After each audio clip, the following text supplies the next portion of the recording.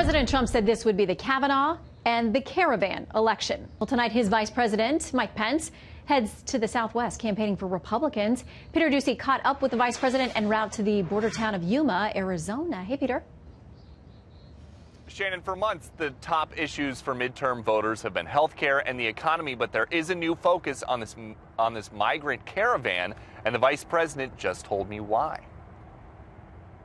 I think millions of Americans know we've got a crisis at our southern border.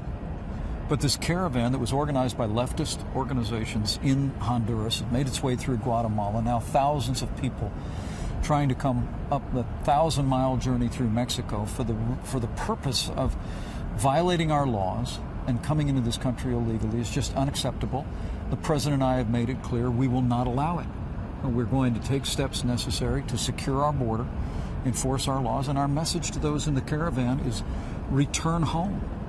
But our message to the American people is this caravan is a reminder of a crisis in illegal immigration that is driven by laws that human traffickers actually use to entice people to make the long and dangerous journey north. You mentioned at the rally as well tonight that these human traffickers and leftist leaders are exploiting loopholes in our laws. They are.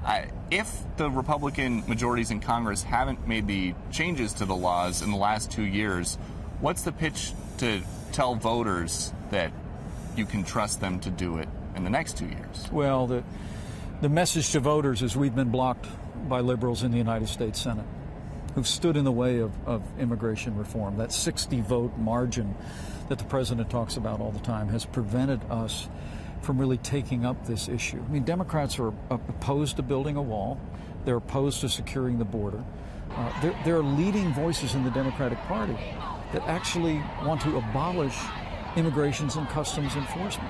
What President Trump and I know is that what the answer to this crisis on our southern border is a wall, it's security, it's supporting the courageous men and women who enforce our laws along the border and throughout our country every day.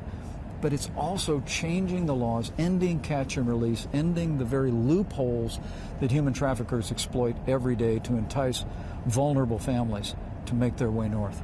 And could you tell me a little bit more about the phone call that you had with the president of Honduras, who told you about the origins of this caravan, possibly in Venezuela? Well, we heard the caravan was forming in Honduras, Peter, and President Trump directed me to call leaders in Central America and tell them about his concern and his desire to see them take action to prevent this caravan from marching north. And what the president of Honduras told me is that the caravan was organized by leftist organizations, political activists within Honduras, and he said it was being funded by outside groups and even from Venezuela.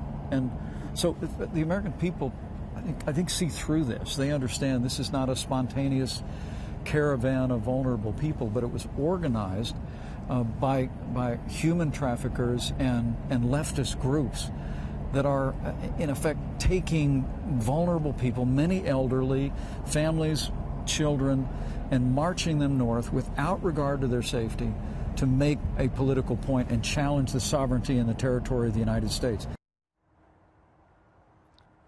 The Vice President stressed to me tonight the migrants in the caravan are not welcome in this country, so he thinks the focus should instead become improving conditions in Central America so people don't want to flee.